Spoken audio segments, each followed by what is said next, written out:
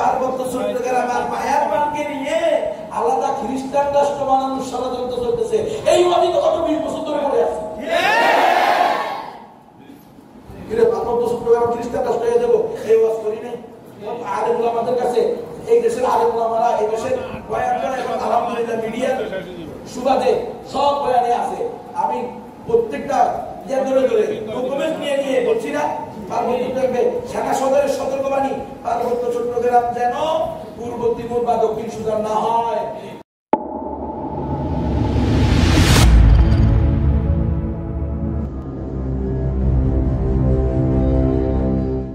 তাহলে এই যে আজকে এই ঘটনা ঘটলো কিভাবে?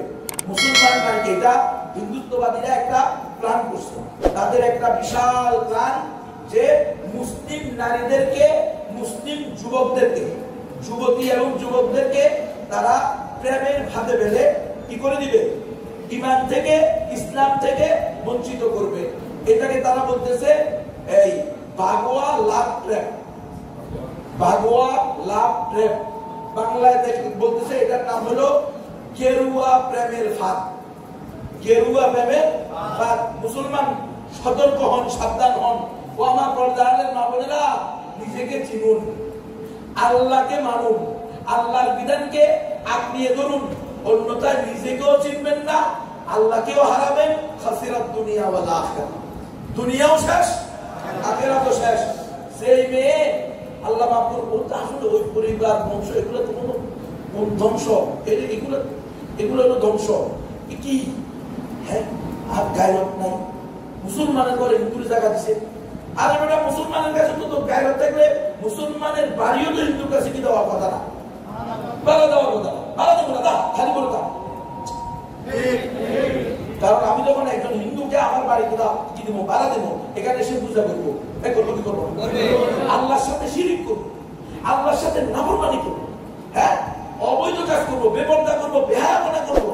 এখানে বসে সে ইসলামের বিরুদ্ধে, মুসলমানের বিরুদ্ধে, কোরআনের বিরুদ্ধে প্ল্যান প্রোগ্রাম করবো। প্রত্যেকটা কারণে তুমি নিজেও তো এর মধ্যে কি হইবা? সামিল হইবা, সহযোগী। কথা বলেন না। আর আপনি চুরি করেন না, কিন্তু চুরিতে সাপোর্ট দেন। আপনি দর্শক না, কিন্তু দর্শকের পক্ষে কথা বলেন। আপনি ডাকাইত না, কিন্তু আপনি ডাকাইতের পক্ষে থাকেন। আপনি বেগম পাড়ায় বাড়ি করেন না, কিন্তু বেগম পাড়ায় যারা বাড়ি করে তাদের বিরুদ্ধে বললে আপনার কাজ হবে। তাহলে আপনিও ওই চাঁদাবাজ, টেন্ডারবাজ, আপনিও ওই বেগম পাড়া বাড়ি করেনওয়ালা, যে গুনাহ, যে অপরাধী, আপনিও সে অপরাধী। এজন্য তো আল্লাহ রাসূল বলেন, মান রাআ মিনকুম মুনকারান ফালিয়ুগাইয়িরহু বিয়াদিহি, ফাইন লাম ইয়াস্তাতি ফাবিলিসানিহি, ফাইন লাম ইয়াস্তাতি ফাবিকলবিহি, ওয়া যালিকা আযআফুল ঈমান। তাহলে মুসলমানের ঘরে মুসলমানের সন্তান, তাও কোনোভাবে আপনি মনে করেন আপনার বাড়ি আপনি করছেন, ভাড়া পাইতেছেন না, কোনো জায়গায় অমুসলিমের কাছে দিলেন, এটা কোনোভাবে মেনে নেওয়া যায়। কিন্তু ঘরের ভিতরে অমুসলিম ঢুকাই দিচ্ছে। আর এখন মেয়ে কাঁদতেছে, সাংবাদিকদের কাছে গেছে, কেমন সাংবাদিকরা যাস না, তোর আকল দেয়, আল্লাহ তোর বিবেক দেয়, ভার্সিটি করছিস, কলেজ করছিস, কি করছিস এগুলো? হ্যাঁ, এগুলো আসলে পড়া না। এই পড়াগুলো তৈরিও করা হয়েছে এদের রক্ত করার জন্য। ওখানে তো শিখছে ধর্ম, জাত, উৎসব, সবার উপরে মানুষ সত্য, তার উপরে নাই কেউ। হিন্দু হয়ে গেছে মানুষ তখন কিছু মানুষটা জানো না, তোমার সাথে জানুয়ারি করে এখন তোমাকে গ্রহণ করতে নারাজ। এটা তাদের টার্গেট।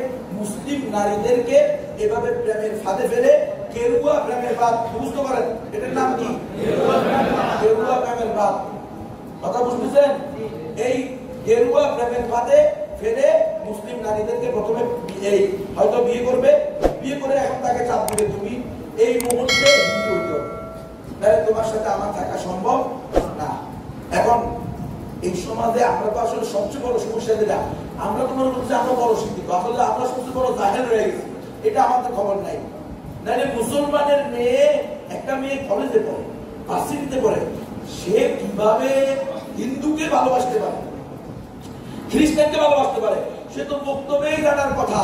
তোমার বক্তব্যেই কোরআন পড়ছে সে, যে একজন কাফের, একজন মুশরিক, সে যত সুন্দরী হোক না কেন, সে কখনো তুমি একজন মুমিন মুমিনার উপযোগী না যদি সে মুসলমান না হয়। একজন কাফেরা, একজন মুশরিকা, সে যত সুন্দরী, যত রূপসী হোক না কেন, সে কখনো একজন মুমিন মুসলমানের স্ত্রী হওয়ার যোগ্য না যতক্ষণ না কালিমা পড়বে। এই শিক্ষা তো নাই। এই শিক্ষা থেকে তো ব্রিটিশরা আমাদেরকে অনেক আগে তুলে দিয়েছে। সবাই মক্তব উঠে গেছে।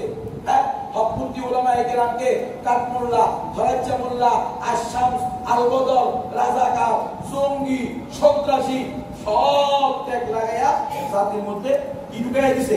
একটা উলামায়ে কেরামের প্রতি একটা বিদ্বেষ ঢুকাইয়া দেওয়া হয়েছে। উলামায়ে কেরামের সাথে সম্পর্ক রাখা যাবে না।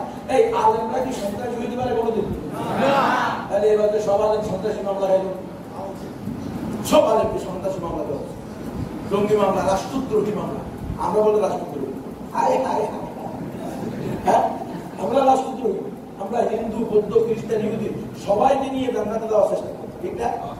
আমরা চাই কেউ জাহান্নামে না যাক, একটা লোক জাহান্নামে না যাক। হিন্দুরাও জান্নাতে যাক, খ্রিস্টানরাও জান্নাতে যাক, খালি শাহাদাত এদের সাক্ষী দাও আর জান্নাতে চলে যাও।